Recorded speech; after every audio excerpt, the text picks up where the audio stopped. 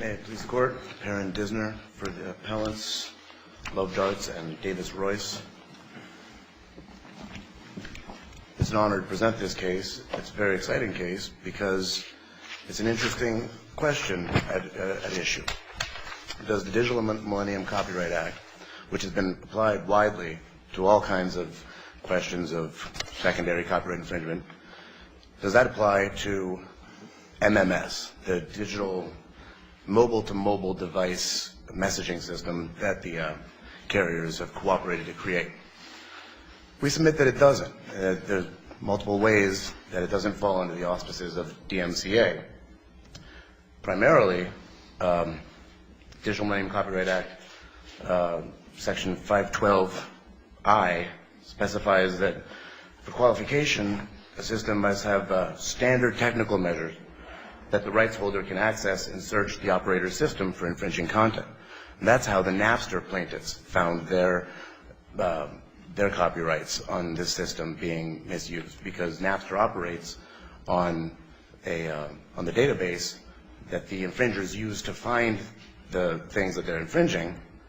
The infringees, if you will, the copyright holders, can go to the same database and see, well, my copyright has been infringed here, here, and here. Well, counsel, what's your showing here that would establish that AT&T had the ability to control the infringement and had a direct financial interest in infringing? Don't you have to meet that standard? I think so, Your Honor, although secondary liability, secondary. I'm talking about vicarious infringement first. Right. And then contributory is probably a lesser standard. They're both common law claims, but the DMCA safe harbor is where the defense comes in that we didn't have the right to control, the right and the ability to control. And to answer your question, we think that's not the case. This system doesn't exist in a vacuum. The system, MMS system, was created by these carriers. And at the time that it was, a trade association, which they're all members, specifically said this will result in massive amounts of copyright infringement if you don't, in addition to doing A, B, and C for the functionality of the pipeline, you must also include digital rights management, which there are multiple versions of digital rights management, and several that would apply in this situation, to make available to a specific copyright holder if that copyright holder wishes to exercise that right to prevent, for example, a specific file from being shared beyond the initial sharing with the intended recipient. That's an item called forward lock, so that, frankly, multiple famous, celebrity faux pas would have been avoided if you could have done something like that. But the system doesn't permit that.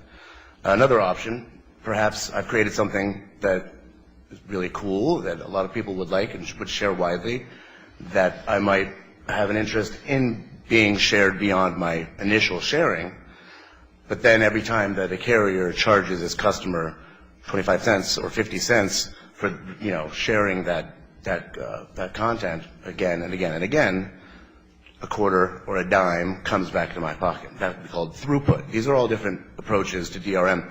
And, sorry, to answer your question, the trade associations way back at the very birth of this technology in 2002 said, you've got to include this DRM. It's everything that's going to be passing through this pipeline is going to be subject to copyright.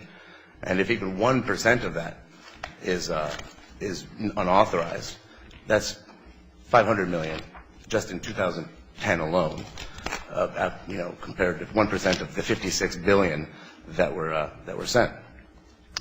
So they were on notice in 2002 when trade associations and standard development associations brought it to their attention, and again in 2007 when the system meteorically expanded to include not just the photos that it had originally included, but also the videos and animations and music, which is less and less likely to originate with the sender, more and more likely to be something cute that I found that I want to share with 10 friends.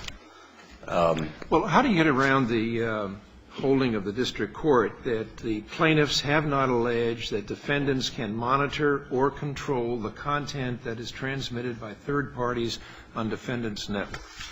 Two ways. First and foremost, prior to the motion to dismiss, the plaintiffs were not privy to information which they learned after the filings for that motion and the hearing, but before the subsequent motion for fees, unsuccessful motion for fees that the defendants filed after they won their dismissal, which was when the plaintiffs learned of those admonitions by the trade associations and the Standard Development Organization. In other words, that was not knowledge at our fingertips. Is there a post-judgment motion in this case? There was, after the judgment, the defendants moved for fees and were denied. Did you ask to amend your complaint? As a matter of fact, I was retained after that dismissal. I don't mean you personally. I mean, the answer is, I believe that prior counsel had filed their opposition to the motion with a cover letter specifying that if anything herein is inadequate, we formally hereby request move to amend, or leave to amend. And then I think there was language to that effect also in the body of the opposition, although it wasn't a separate motion to amend. However, certainly prejudice is attached, and this Court, if nothing else, could grant us leave to amend now to include that subsequently discovered information. But there's also... Well, there is a first amended complaint. I mean, that's the dispositive complaint here. Correct. There has been one amendment already, but a second amendment would include the information responsive to your question about the admonitions from the... Well, where would I find in the record that you made such a motion? I'm sorry, which motion? Well, the motion that you... To amend... That Judge Corman asked you about. No, sorry, there was no motion to amend. Or to replead. I thought you said there was no formal motion, but that, in effect, that you would ask for it in the opposition and possibly in other places. In other words, you said you would say in the opposition, if you find that it doesn't state a complaint, give us leave to replead. That's my understanding. That's correct. That was... My follow-up is, where precisely could I find that if I look through the record? Precisely in the plaintiff's opposition to the motion to dismiss. Okay. Could you tell me in 1 minute exactly? Oh, I'm sorry. May I reserve 2 minutes to rebut? You just watch the clock, counsel. Well, thank you. Sorry. You control your own time. Can you exactly describe to me how this mobile-to-mobile device works? You have a description in your brief, but I couldn't follow it, and I'm not an expert. Well, I'm just a dumb lawyer, but I'll do my best. I think you've got a device with some photo, or let's just say a video. I've recorded a video, right, which I think is hilarious. And I, by operation of this system, I have the option to send it to my friend, or to 10 or as many friends at once as I possibly can. It travels through a conduit, not really a conduit, for conceptual sake, it's a conduit. It goes to my carrier server. I have a Verizon phone. So Verizon's server receives my file that I've created, and it recognizes, well, this is a Verizon file. It comes from such and such telephone, so it has these programming parameters, and it's going over here to Perrin's friend Dave, who has an AT&T iPhone, which AT&T has different parameters from Verizon. The iPhone has a different parameter from my flip phone. So it's going to have to make these adjustments. It will make the adjustment here so that the AT&T server can read it, and will compress it for sending across over to the AT&T server. And then the AT&T server gets it and expands it and says, well, this came from the Verizon phone. Now it's an AT&T file. It came from a flip phone. Now it's going to an iPhone, so it needs these adjustments. And then it pops up on my friend Dave's phone, perfectly faithful to the content that I sent. So it's not just like a telephone call where it's... How does that differ from an email with an attachment? Well, there's a couple of differences. I think the most important one for our purposes here is that this system is not in a vacuum, and it's also not in the untamed wilderness of the Internet. Now, there's dozens and dozens of email providers, and some of them have different options. They have different encryption options or any number of different slightly, tweaks that they can give, where a specific email provider could specifically prevent a specific sending. Gmail famously put in a bar to sending emails after 2 a.m. and make you do math problems to make sure that you're not drunk. So these are all different little options here. By contrast, MMS is just the system is completely owned and operated by the appellees, and there's absolutely no restriction. There's no point where you could, if you wanted to, hit the brakes. And it sort of goes back to the question of the use here that is infringing versus the use that's not infringing. If I don't care what happens to my copyright, c'est la vie. But if I do care, it could be my responsibility, provided I have the opportunity, to inform the server not to let this second sending happen, or to inform the server that if a second and third and fourth sending happens, I expect 10 cents to come back my way. Does your client have no technological possibility to prevent this from happening? This is a remote analogy, but for example, Monsanto has genetically engineered corn and so on. And it's very cleverly designed for commercial purposes so that it will grow one crop And not reproduce. Yes. Yes. So does your client have the technological capacity, or would it be possible if your client chose to develop it, the capacity that after it's been forwarded once, it self-destructs? That's an excellent question, and the answer is no. Because? How do we know that? Because the way something like that would happen, for example, with other technologies, is when the owner of the system produces and makes available to third-party producers what's called a software developer kit, SDK. These SDKs are standard operating procedure for any number of different formats or systems that people are developing things like this for. And the carriers would have to make available such an SDK for MMS, but they haven't. No such SDK exists. And there's simply no way your client can do such a thing unless you get modification of their system. Right. All we would like is to have the opportunity to put these, maybe just a trigger in. And if a copyright owner doesn't include a trigger to protect his copyright into the product, it's his fault. We don't expect them to police everything. We don't expect them to reach that standard that the court in Amazon articulated. What is the trigger you're talking about? For example, stop forward would be a trigger. I don't want this forwarded a second time. I'm sending it to one friend for him to see only and never to forward again.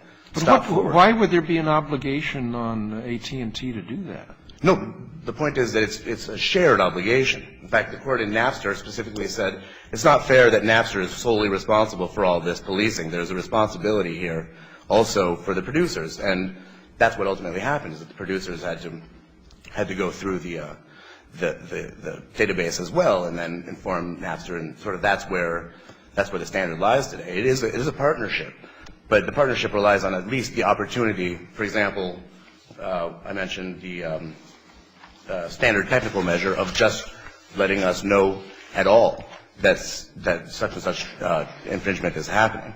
As it stands, there's no way for us to know, absent discovery, which we haven't had yet. We've been dismissed at the pleading stage. There's no way to know whether the system even could let us know this, but it should be at least able to let us know this copyright has been infringed. You've got a minute and 10 seconds. You're exactly right. Thank you. I'm going to reserve my time. Okay. Thank you, counsel. We'll hear from AT&T.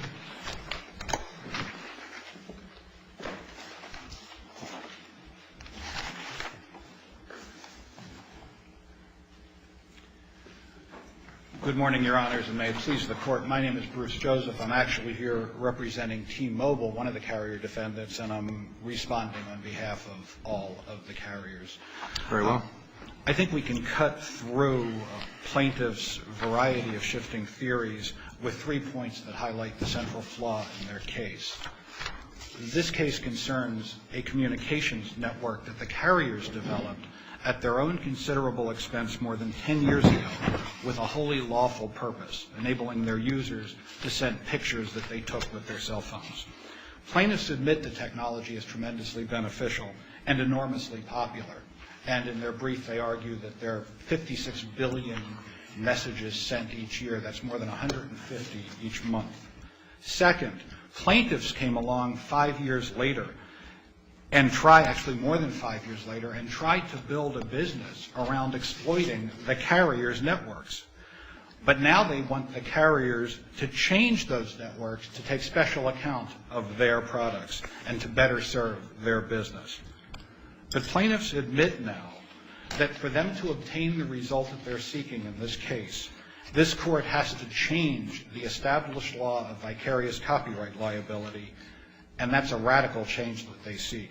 As I understand the law that we've got, you're off the hook under either vicarious or contributory if it will cost you very much or if it's going to be a significant burden on you to do what they want.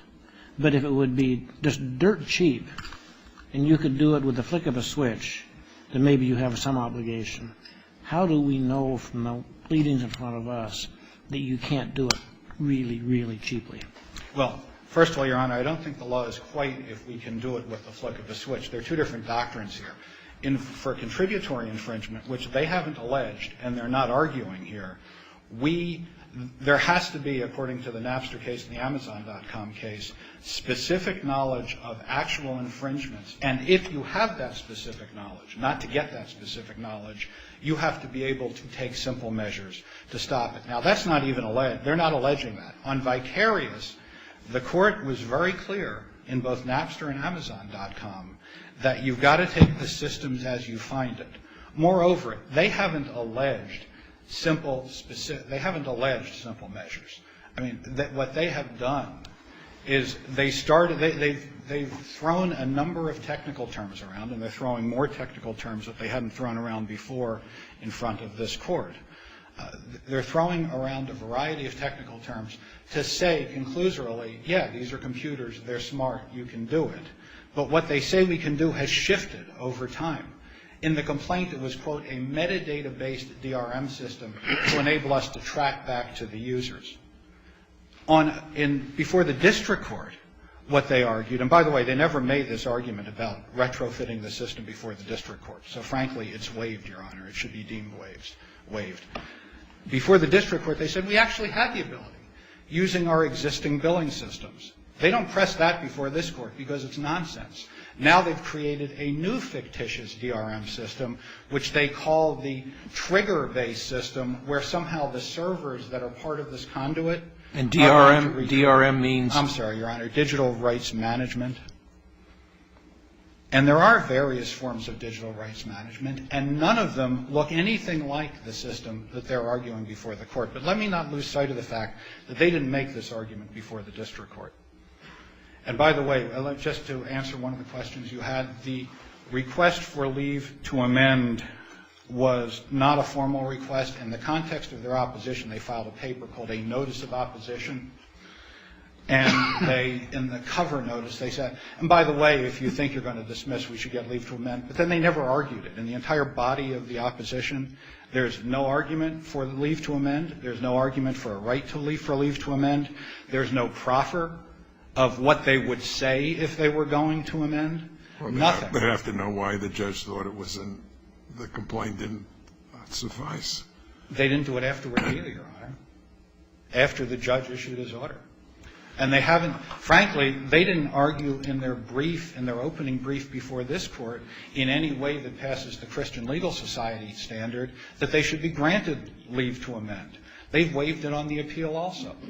There's no, it's not an argument point. It's not in the summary of argument. There are two mentions in passing in their opening brief. So they didn't preserve it before the district court, and they didn't preserve it here. And if they didn't ask Judge Pragerson, how can he have abused his discretion on a second leave to amend? I think this court has a recent decision that was filed, that was decided after the briefing, Akwu versus McKim, 682 F. 3rd, 841. Is there a 20HA letter filed with respect to that? No, there isn't, Your Honor. Well, before you leave the courtroom, please give the deputy clerk the citation in triplicate for the court, and serve the other side as well. Okay, with the citation or with the Please. Okay. I will, Your Honor. And in that case, the Court of Appeals said no leave to amend. Aku has not identified any amendment consistent with the facts she has already alleged that would give her a viable claim. We therefore conclude that the district court's decision to dismiss with prejudice was not an abuse of discretion. So it shouldn't be leave to amend here. They didn't preserve it below. They didn't preserve it above. And moreover, it would be futile anyway, because the system that they're claiming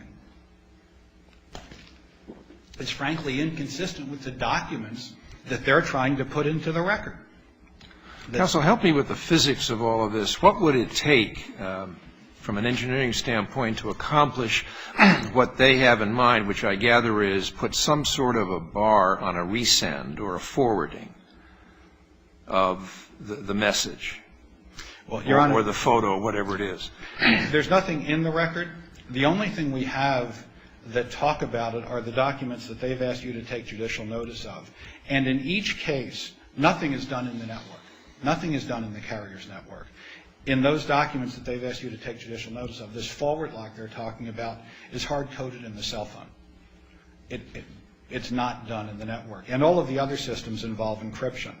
Now, I don't know, it's not in the record and I don't know the answer to it, but I believe, based on my understanding of the way DRM works, that they could encrypt an attachment they could encrypt the product they sell, and then they could work through the various app stores to make an application available to enable the recipient to decrypt and to keep it locked to the cell phone.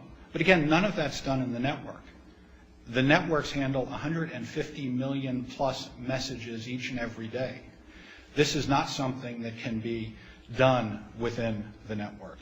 And let's even think about what they're postulating, which they didn't raise below. But the concept of a trigger. What's the trigger going to say? This is copyrighted? Or the copyright owner is asserting the copyright? Even the things they sell, their so-called Luvdarts, all of them are intended to be sent at least once. So they're going to be marked copyrighted. So even their fictitious system is going to, what do they want to have the servers do? Block them?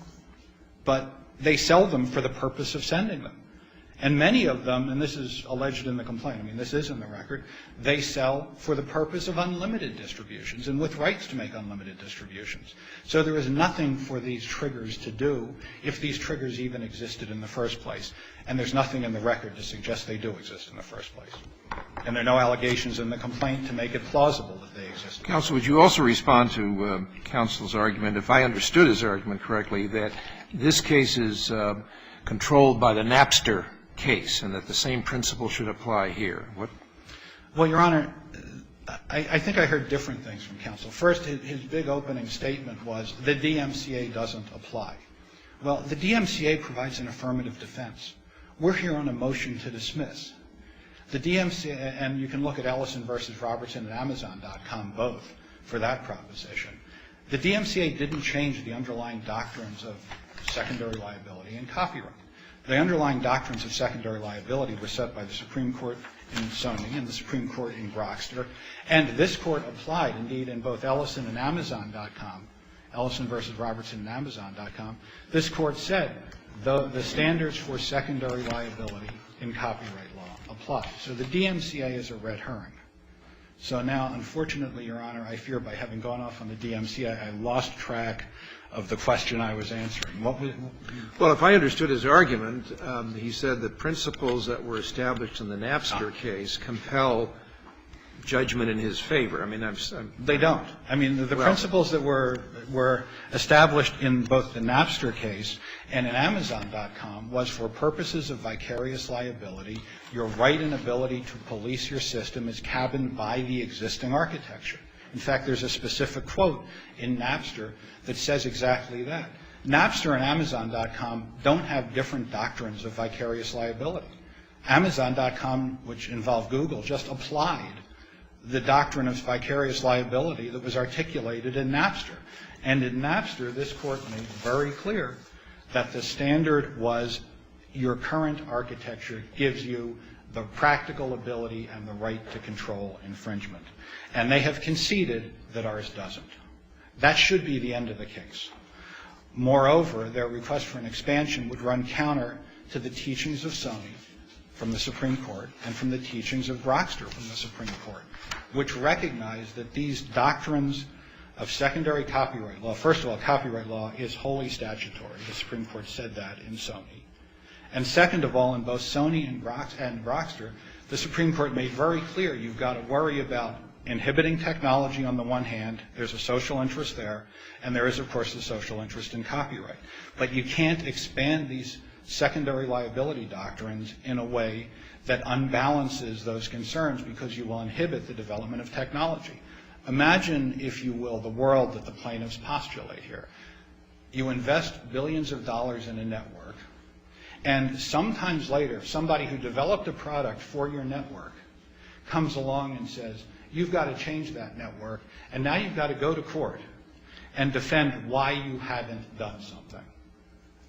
Entrepreneurs, companies would not make those investments, or at least they'd certainly be chilled in those investments. And this is a broad policy question. It's not, you don't say we want to engage in an ad hoc after the fact balancing. The doctrine is clear. Napster says it. Amazon.com says it. You take the system as it exists. Now, going back, I mean, some of the basic points I was trying to get to at the beginning I've already worked in. Plaintiffs came along more than 5 years later. They say now, change these networks to help us in our business. But I think what's underlying all of this, and this is also clear from a document that the plaintiffs attached to the complaint, they call it Exhibit H. It's in the supplemental record excerpts at 269. The goal here is so that an organization created by plaintiff's founder could be the toll taker for all MMS to try to capture a share of the carrier's data revenue. And that's not a copyright law. That's not a place where this court should go with copyright law. Indeed, if you look at the initial letters that the plaintiffs sent to the carriers, they're found in supplemental record excerpts 77, 172, and 177. The theory that was articulated was we created these products to be distributed mobile to mobile and peer to peer, and we did it in anticipation of sharing in the MMS data revenue and the carrier's revenues. Well, they may have anticipated that, but the law gives them no right to that. If there are no further questions, I don't know that I have anything else to say. No further questions, counsel. Mr. Disner, you have some reserved time.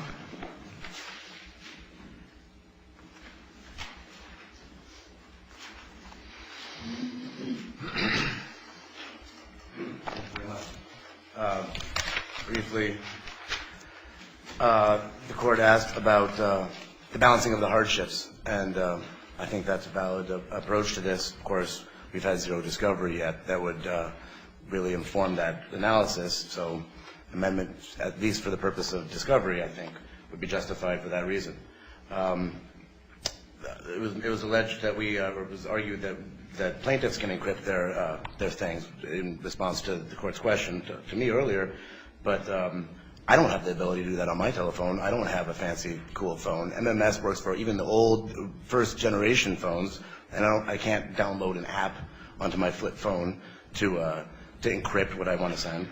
And finally, Amazon and Napster, they do have one vicarious liability standard at issue, which, as counsel said, the issue here is that it's applied differently because there's two different technologies. And fundamental to this case is that the district court did not understand that this MMS technology is more aligned with what Napster is and does than what Google is and does and can do.